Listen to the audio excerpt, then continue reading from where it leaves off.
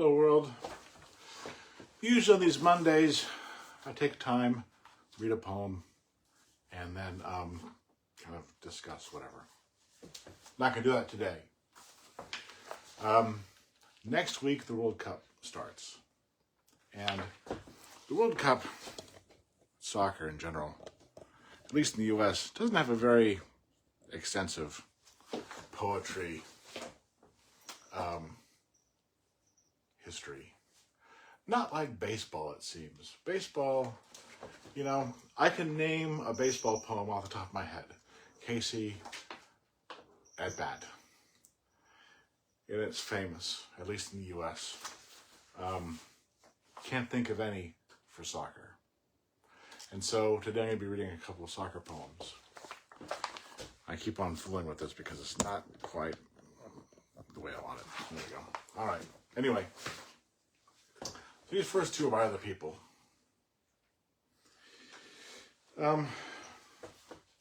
This first poem is on a website called footballpoets.org.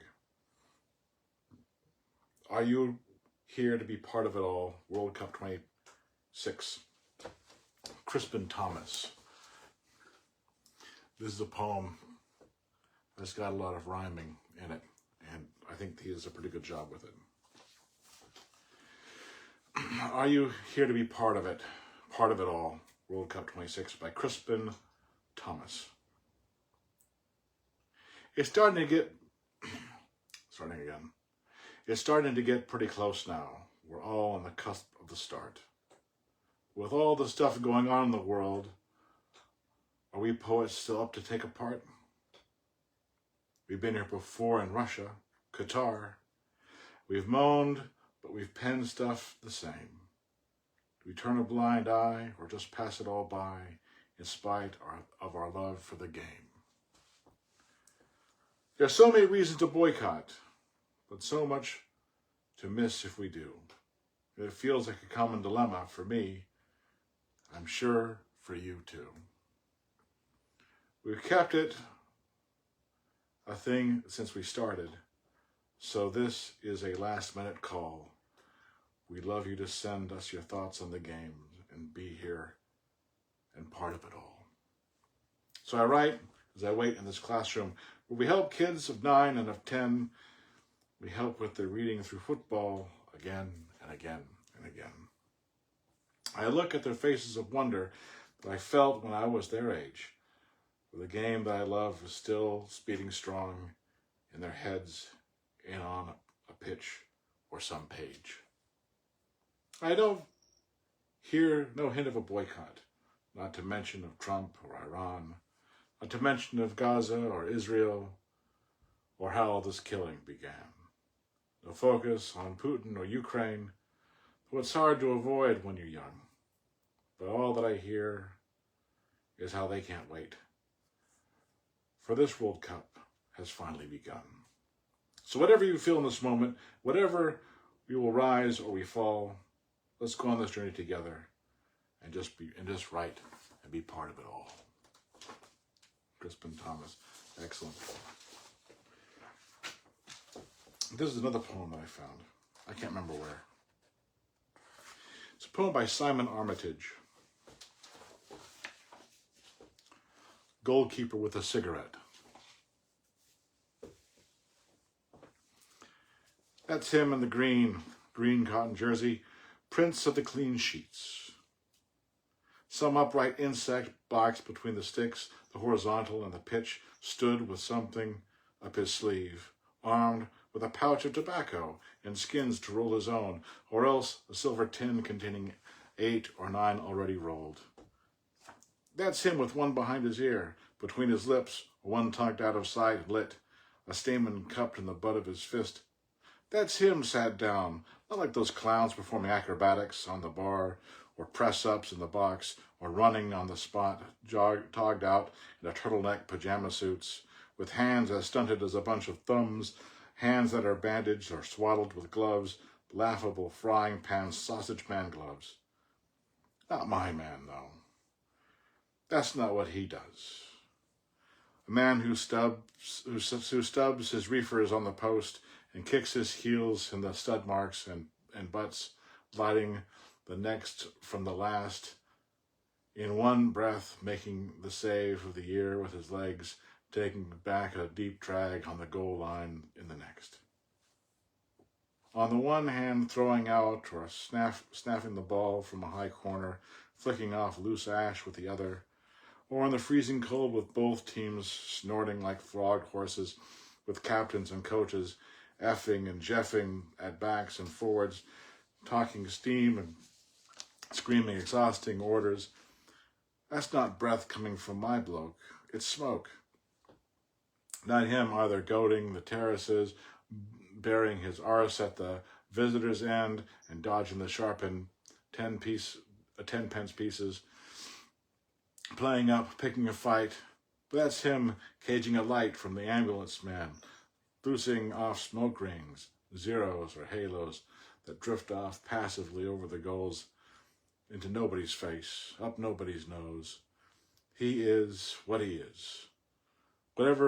Does whatever suits him, because he's no highfalutin song to sing, no neat message for the nation on the theme of genius or dedication. In his passport under occupation, no one is forced the man to print the word custodian, and in the Faber book of handy hints, his 5-line entry reads, "You young pretenders, keeper of the knot, the niche defenders with the sweet fuck all, think bigger than your pockets, profiles, health, better by half to take a sideways view. Take a tip from me to face yourself." All right. Now they're falling on the ground. All right.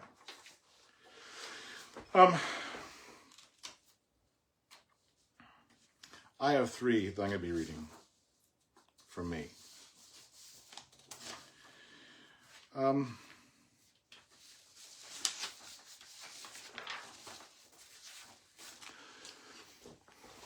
All these poems,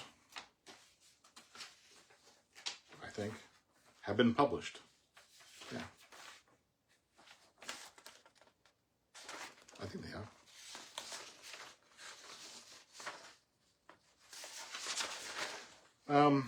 Yeah, I think all these have been published. Just making certain that I have everything in order here. But my fingers aren't working. There we go. Okay. I wrote this poem a long time ago. It's called Ode to Preki. So this is a poem. It's an ode to a person, and Preki was a naturalized citizen of the U.S. He played in the World Cup team in 1998, and he had a very long career. And he started off playing, I think it was indoor. He was a naturalized citizen from, I think it was from Serbia, and so he's got a really long name, but he just went by Preki. So, and he's currently, I think he's currently assistant coach at the Seattle Sounders. He had a very long career. And so this is Ode to Preki. I think I wrote this after he had retired. He knew Preki was going to fake right and cut left. It's what he always does. Even now, at 40, it is what he does. There was earlier in the year, there was time to put him out to Bachelor. Gansler had already shipped him to Miami 3 years ago. It was made to look like a fool by assisting almost 20 times. When Miami folded, Gansler got him back and started him every game. 2 years later, Preki is still going strong. A quick pass from Conrad. The ball slipped across the grass to his right foot, which trapped it in the direction he wanted to go. 1 touch, 2 touches, then he was a few yards outside the penalty area. Anachronism of an old man playing a young man's game. Of a left footer playing on the right side. When teams have a hard time finding a quality player for the left, why put one on the right? Well, at this point, he plays wherever he wants. The defender keeps his feet in position, waiting for the fake right. He can see that his head's up looking for a pass. He knows the position of his teammates, knows where they tend to position themselves, where the runs will come from. Their eyes meet, and he knows what he will do. Indoor, on the hard playing surface, the compact space, there's no room for this. Maneuvering in a closed box. Yes, it affects his game. Yes. How about the turn? Most likely. Then into MLS and a nationality change, the nickname Instant Offense on the U.S. squad, slipping in with 15 minutes to go to squeeze out a goal, and now continuing to erase the disaster in France. Preki makes his move to the right. The defender follows, only to find the ball moving left. One step, the boot connects. The keeper leaps to the far post. Oh, Preki.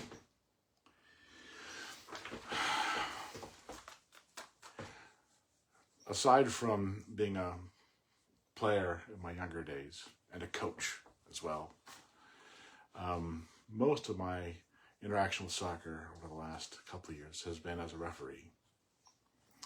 I first got my referee license in 1982, I want to say, but I didn't really use it that much until I moved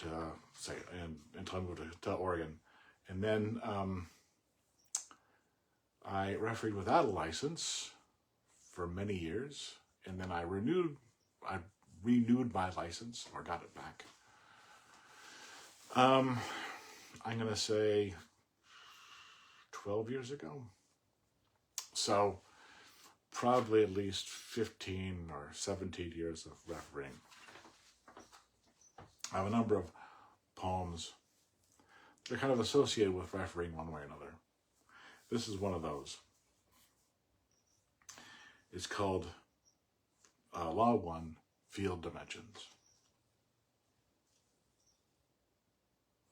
And this starts off with a little quote from Brandi Chastain. Brandi Chastain is the very famous woman national team player, very famous in 1998 when they went down to penalty kicks against China to win the Women's World Cup that was in the United States. I think it was 98. Or maybe it was, I can't remember the year now. Anyway, very famous of her taking the penalty kick, it going in, and then running back to her teammates, and she took her jersey off, and they all hugged and everything. It was exciting. All right. I love soccer. I want to be on the field. That's Brandi Chastain. Mutable, suggestible. A standard, non-standard, a sanctum of possibilities. Anywhere between 100 and 130 yards long and 100 to 50 yards wide. Mostly square, long and narrow. It all just kind of depends. This is the sacred act, crossing the 4 to 5 inch white stripe of the normal world to the hollowed ground. Kiss the grass, make a sign of the cross, touch your bag, take a knee, stand, eyes closed, palms pacing up. Do what you must to show the reverence required when you enter the Holy of Holies. This everyday cathedral of contest, everything that happens within, shithousery, play acting, diving, sportsmanship, miracles, pain, injury, joy. We will worry about time or the observances of the day. All that matters happens within the service of this plane. That pristine space, that groaning weed-covered lot, that sterilized rubberized court, that dirt space, that snow-clotted expanse. Throw down the lines. Calm the earth through your ministrations, and in these perfect dimensions, whatever they may be, express within that geometry nothing less than everything.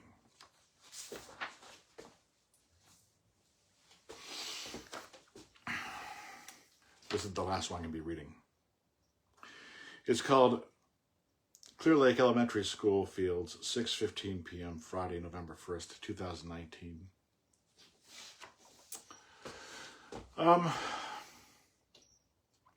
This is a poem that was published in my book, November Reconsidered.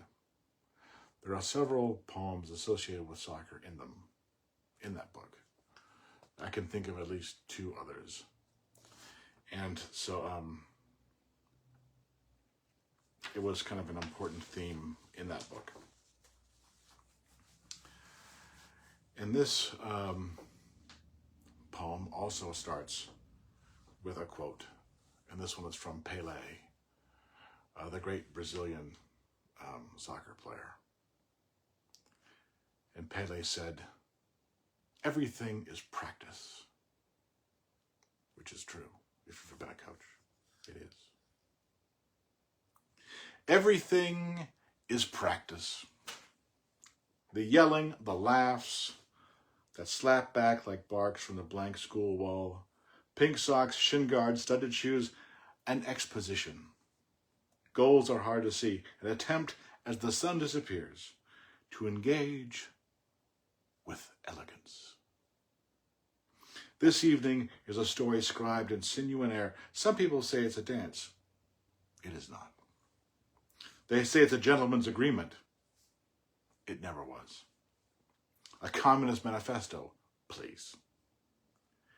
It is a drama, with all the richness and disappointment of any that grace the globe's holy stage. Thoughts track systems, a kaleidoscope of movement through dusk's muster. This rising is progress hidden inside kinetics, excitement by training, learning, and love. Perform as an individual, act as a whole.